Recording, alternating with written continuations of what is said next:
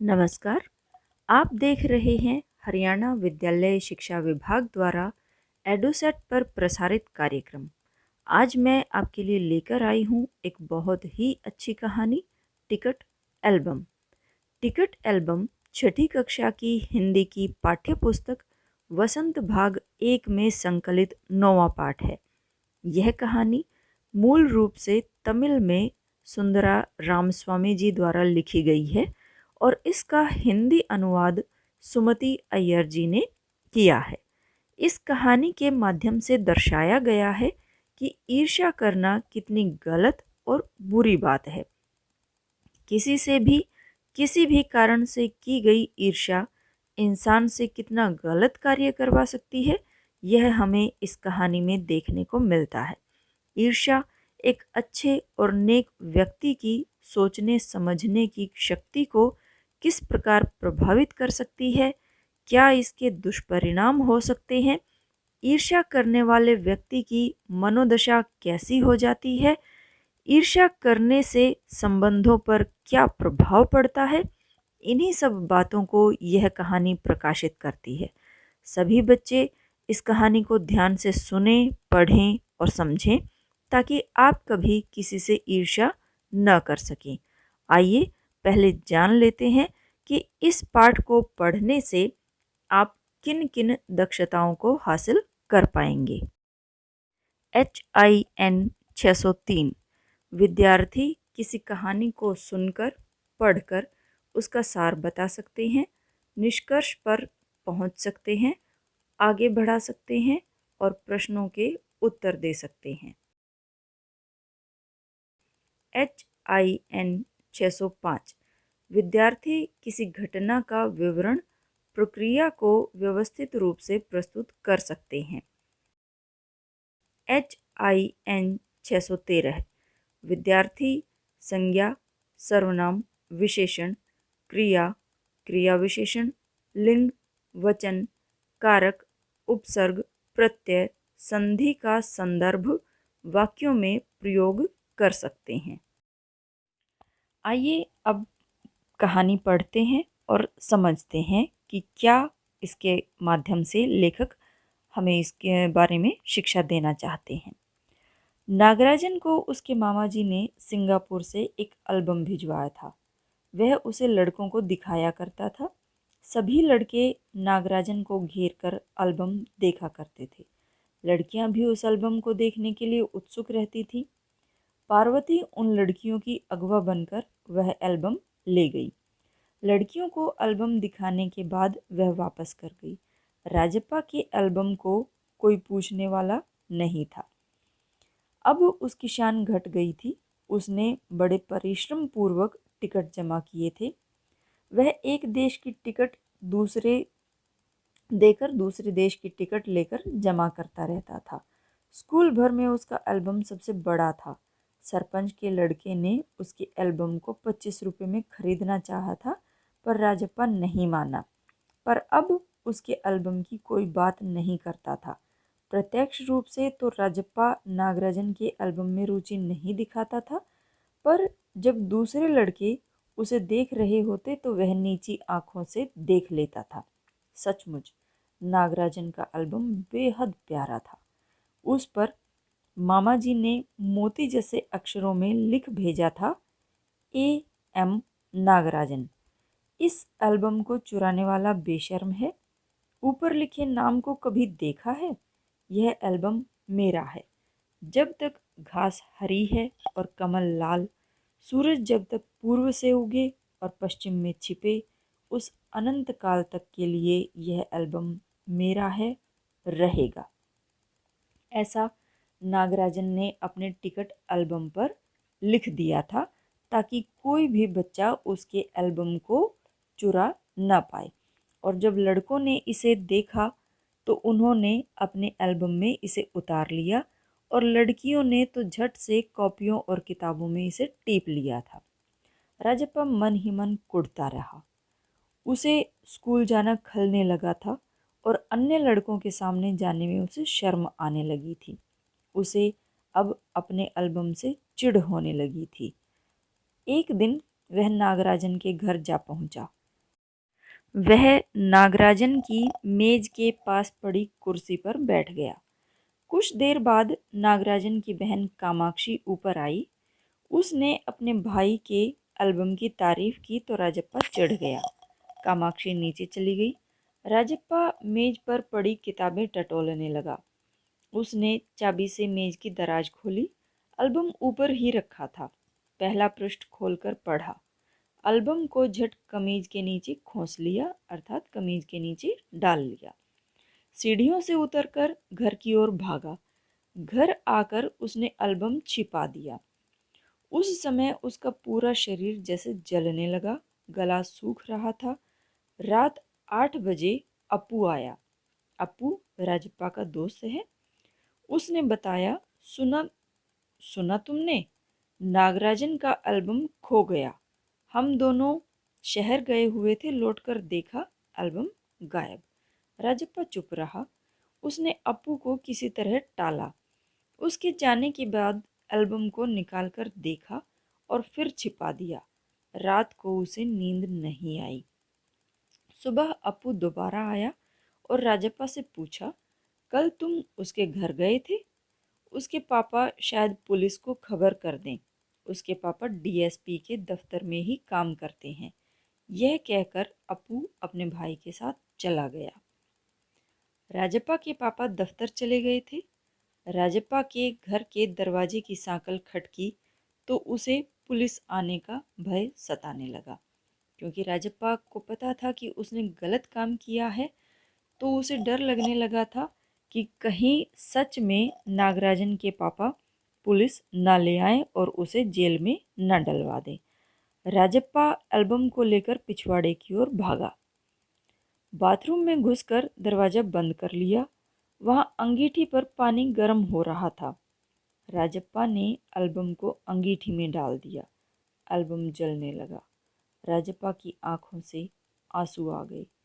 माँ के आवाज़ देने पर गीला तौलिया लपेटकर वह बाहर आया और कपड़े बदलकर ऊपर गया। वहाँ कुर्सी पर नागराजन बैठा हुआ था। उसने रोनी सूरत बनाकर कहा, मेरा एल्बम खो गया है यार। राजप्पा ने उसे दिलासा देते हुए कहा, रो मत यार। राजप्पा अपना एल्बम उठा लाया। उसने उसे नागराजन को देते हुए कहा, लो, यह मेरा एल्बम, अब इसे तुम रख लो। नागराजन को उसकी बात पर विश्वास नहीं हुआ। उसने फिर पूछा, ठीक है, मैं इसे रख लेता हूँ, पर तुम क्या करोगे? राजप्पा बोला, मुझे नहीं चाहिए। बहुत जिद करने पर नागराजन उस एल्बम को लेकर नीचे उतर आया। राजप्पा ने उसे पुकार कर कहा, मैं आज रात इसे जी भर कर देखना चाहता हूँ। कल सुबह तुम्हें दे आऊँगा। नागराजन ने एल्बम लौटा दी। राजप्पा एल्बम को छाती से लगाकर फूट फूट कर रोने लगा।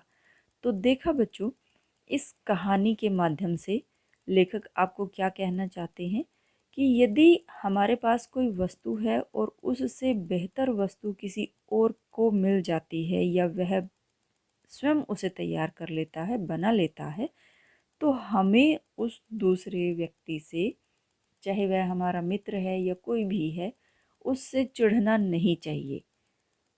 अगर हम ऐसा करते हैं तो जैसा कि कहानी में दिखाया कि किस प्रकार राजप्पा अपनी ईर्ष्यावश गलत कार्य कर बैठता है। वह अपने दोस्त का जो टिकट एल्बम उसने चुराया था, पहली तो गलती उसने यही की कि वह ईर्ष्या कर बैठा। फिर वह नागराजन के घर जाकर उसका एल्बम चुरा लाता है और उस पर भी एक और गलती वह करता है कि उसने उसके एल्बम को अंगीठी में जला दिया।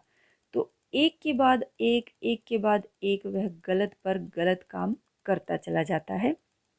एक गलती को छुपाने के लिए दूसरी और फिर उसको छुपाने के लिए अगली पे अगली गलती वह करता चला जाता है। तो यह सभी के साथ होता है। जब हम एक गलती करते हैं तो उस पर पर्दा डालने के लिए एक और नई गलती कर देते हैं और फिर उसको छुपाने के लिए एक और गलती कर देते हैं। तो इस प्रकार हमें नहीं करना चाहिए। हमें कोई भी गलत काम नहीं करना चाहिए। यदि गलती हमसे हुई है तो उसे छुपाने की बजाय उसे ईमानदारी से स्वीकार करना चाहिए कि हाँ, यह गलती मैंने की है, और उसकी जिम्मेदारी लेनी चाहिए। उस गलती को सुधारना चाहिए और भविष्य में उसे कभी दोहराना नहीं चाहिए। तो आप भी अब स्वयं से यह प्रण करें कि आप किसी से ईर्ष्या नहीं करेंगे और ईर्ष्यावश किसी किसी के साथ भी कोई भी गलत कार्य नहीं करेंगे। तो देखा बच्चों, कितनी अच्छी शिक्षा देने वाली यह कहानी थी। तो मैं यह मानकर चलती हूँ कि आपने ज़रूर इस शिक्षा को ग्रहण किया होगा। आप इसे जीवन में, अपने जीवन में ज़रूर लागू करेंगे। आइए अब पाठ में आए कुछ नए शब्दों से जानकारी हासिल कर लें। जमघट, आदमियों की भीड़। उत्सुक, इच्छुक। टोली, झुंड या मंडली। चबेना, चबाकर खाने वाली खाद्य सामग्री। अगुआ, प्रतिनिधि। तारीफ, प्रशंसा। पगडंडी, खेत या मैदान में पैदल चलने वालों के लिए बना संकरा, संकरा यानी पतला रास्ता। फिसड्डी, काम में पीछे रह जाने वाला। नकलची, नकल करने वाला। टीपना, नकल करके लिखना या हूबहू उतारना। शान बघारना, बड़ी बड़ी बातें करना या बढ़ा चढ़ाकर कहना। कोरस, एक साथ मिलकर गाना। बटोरना, इकट्ठा करना। मशहूर, प्रसिद्ध या जाना माना। खलना, अखरना। किवाड़, दरवाज़ा। टरकाना, टालना। आइए अब देखते हैं पाठ के प्रश्न अभ्यास को। और प्रश्न अभ्यास के अंतर्गत सबसे पहला भाग है कहानी से संबंधित प्रश्नों का। पहला प्रश्न है, नागराजन ने एल्बम के मुख्य पृष्ठ पर क्या लिखा और क्यों? इसका असर कक्षा के दूसरे लड़के लड़कियों पर क्या हुआ? मेरे अनुसार इस प्रश्न का उत्तर इस प्रकार है बच्चों।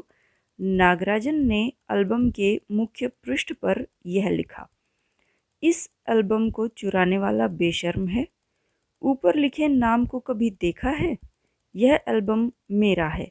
जब तक घास हरी है और कमल लाल, सूरज जब तक पूर्व से उगे और पश्चिम में छिपे, उस अनंत काल तक के लिए यह एल्बम मेरा है, रहेगा।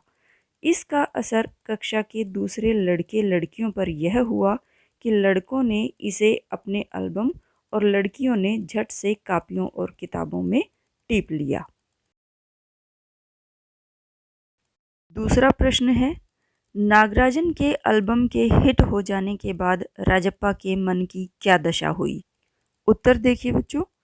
नागराजन के एल्बम के हिट हो जाने के बाद राजप्पा के मन की दशा अत्यंत दयनीय हो गई थी।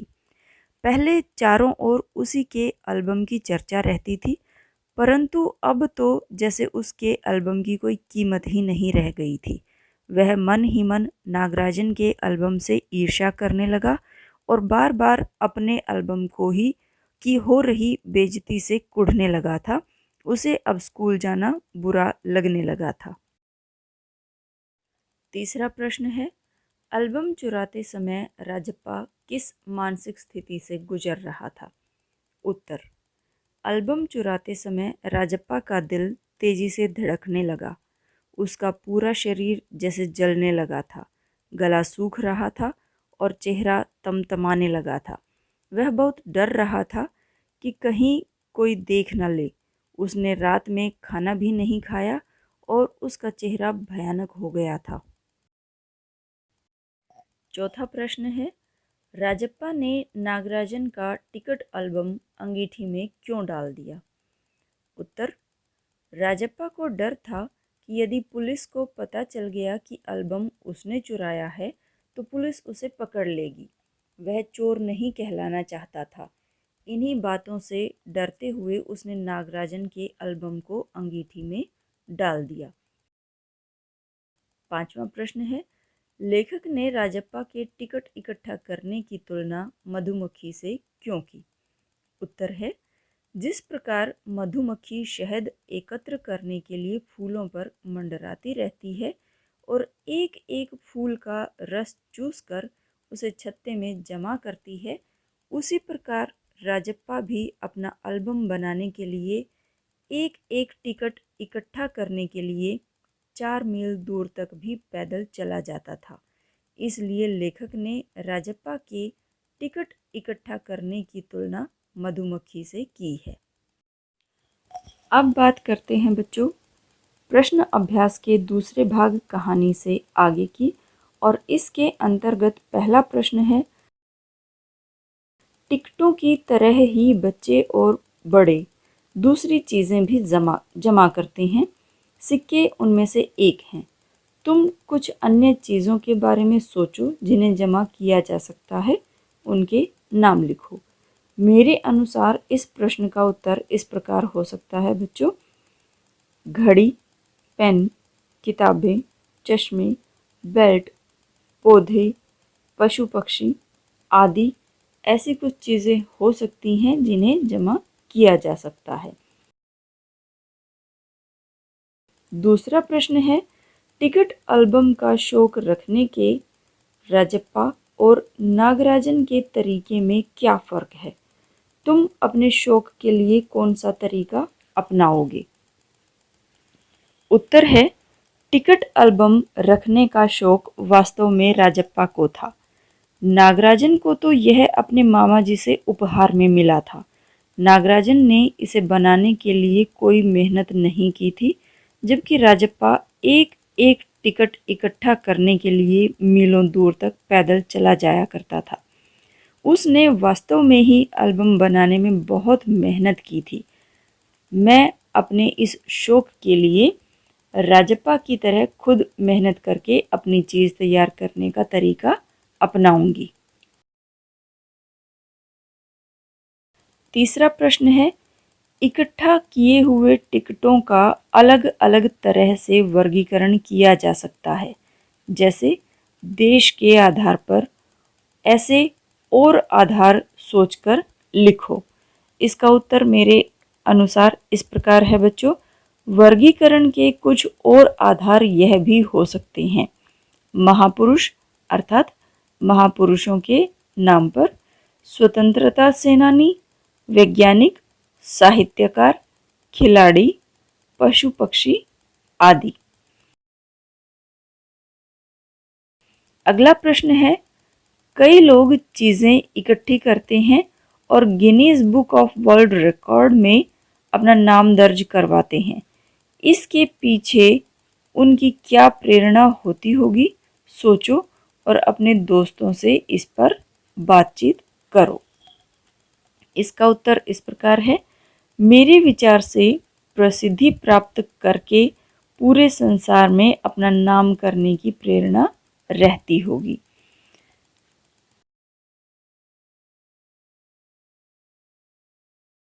प्रश्न अभ्यास के अंतर्गत तीसरा भाग है बच्चों, अनुमान और कल्पना का, और इसके अंतर्गत पहला प्रश्न है, राजप्पा एल्बम के जलाए जाने की बात नागराजन को क्यों नहीं कह पाता है? अगर वह कह देता तो क्या कहानी के अंत पर कुछ फर्क पड़ता? कैसे? उत्तर है, राजप्पा एल्बम के जलाए जाने की बात नागराजन को इसलिए नहीं कह पाता क्योंकि वह नागराजन की नज़रों में गिरना नहीं चाहता था। वह नहीं चाहता था कि नागराजन और उसकी दोस्ती टूट जाए और वह यानी नागराजन उससे नफरत करने लगे। यदि राजप्पा नागराजन के एल्बम को जलाए जाने की बात कह देता तो निश्चित रूप से कहानी के अंत पर बहुत फर्क पड़ता। अब तो राजप्पा ने अपना एल्बम नागराजन को दे दिया और उसने ले लिया, परंतु बदली हुई परिस्थितियों में ऐसा नहीं हो पाता। नागराजन उसे उसका एल्बम लौटाने की जिद करता। यह भी संभव है कि इस कार्य के कारण राजप्पा की पिटाई भी हो सकती थी। दोनों की दोस्ती तो निश्चित रूप से टूटनी ही टूटनी थी। दूसरा प्रश्न है, कक्षा के बाकी विद्यार्थी स्वयं एल्बम क्यों नहीं बनाते थे? वे राजप्पा और नागराजन के एल्बम के दर्शक मात्र क्यों रह जाते हैं? अपने शिक्षक को बताओ। उत्तर है, यह कोई ज़रूरी नहीं कि सभी की रुचि एक जैसे कार्यों में हो। राजप्पा और नागराजन की रुचि एल्बम बनाने में थी, परंतु औरों की नहीं। टिकट इकट्ठा करना एक कठिन कार्य है, इसके लिए बहुत मेहनत करनी पड़ती है। यह भी हो सकता है कि हर कोई इतनी मेहनत नहीं करना चाहता हो। प्रश्न अभ्यास के अंतर्गत अगला भाग है भाषा की बात का। इसमें पहला प्रश्न है, निम्नलिखित शब्दों को कहानी में ढूंढकर उनका अर्थ समझो। अब स्वयं सोचकर इनसे वाक्य बनाओ। तो यहाँ बहुत सारे शब्द दिए हुए हैं बच्चों। इन शब्दों को आपने ध्यानपूर्वक पढ़ना है, कहानी में भी खोजना है, इनके अर्थ निकालने हैं और उन्हें वाक्य में प्रयोग करना है। पहला शब्द है खोसना, यानी डालना। उसने पेन अपनी जेब में खोस लिया। दूसरा शब्द है जमघट, भीड़। देखते ही देखते लोगों का जमघट लग गया। टटोलना, खोजना या तलाशना। तुम मेरे कमरे में क्या टटोल रहे हो? अगला शब्द है कुढ़ना, स्वयं पर क्रोध करना या खींचना। तुम बेवजह क्यों कुढ़ते रहते हो? अगला शब्द है ठहाका, जोर से हंसना। उसकी बात सुनकर सभी ठहाका लगाने लगे। अगला शब्द है अगुआ, यानी आगे चलने वाला या वाली। रौनक ही अपनी कक्षा की अगुआ छात्रा है। अगला शब्द है बच्चों पुचकारना, प्यार जताना। माँ ने बच्चे को पुचकार कर शांत कर दिया। अगला शब्द खलना, इसका अर्थ है बुरा लगना या अखरना। काम न करने वाले लोग मुझे बहुत अखरते हैं या खलते हैं। अगला शब्द है हेकड़ी, जिसका अर्थ होता है अकड़ या अक्खड़पन। सच सामने आते ही उसकी सारी हेकड़ी निकल गई। अगला शब्द है बच्चों तारीफ, और जिसका अर्थ होता है प्रशंसा। थोड़ी सी भी तारीफ इंसान में ऊर्जा का संचार करती है। इसके अंतर्गत दूसरा प्रश्न है बच्चों, कहानी से व्यक्तियों या वस्तुओं के लिए प्रयुक्त हुए नहीं का अर्थ देने वाले शब्दों। इसका मतलब है, नहीं का अर्थ देने वाले का मतलब है कि नकारात्मक भाव रखने वाले, नकारात्मक विशेषण को छांटकर लिखो। उनका उल्टा अर्थ देने वाले शब्द भी लिखो। पहले तो आपने क्या करना है कि जो पाठ में नकारात्मक विशेषण है उनको छांटना है, और फिर उस नकारात्मक विशेषण का उल्टा अर्थ देने वाले शब्द भी लिखने हैं। तो देखते हैं कि कौन कौन से ऐसे शब्द आए हैं। घमंडी, इसका उल्टा अर्थ देने वाला होगा स्वाभिमान। फिसड्डी, यानी जो पिछड़ा रहता है हर काम में, और इसका उल्टा अर्थ देने वाला है अग्रणी। बेशर्म, शर्मिला। कुढ़ना, खुश होना। अपमान, सम्मान। और इसी के साथ हमारा यह पाठ समाप्त होता है। मैं आशा करती हूँ बच्चों कि आपको यह पाठ भली भांति समझ में आ गया होगा। इस पाठ के माध्यम से लेखक आप तक जो सीख, जो शिक्षा पहुँचाना चाहते हैं वह भी आपको भली भांति समझ में आ गई होगी। अगले किसी और पाठ के साथ बहुत जल्दी आपसे फिर मुलाकात होगी। तब तक के लिए इजाज़त दीजिए। नमस्कार, धन्यवाद।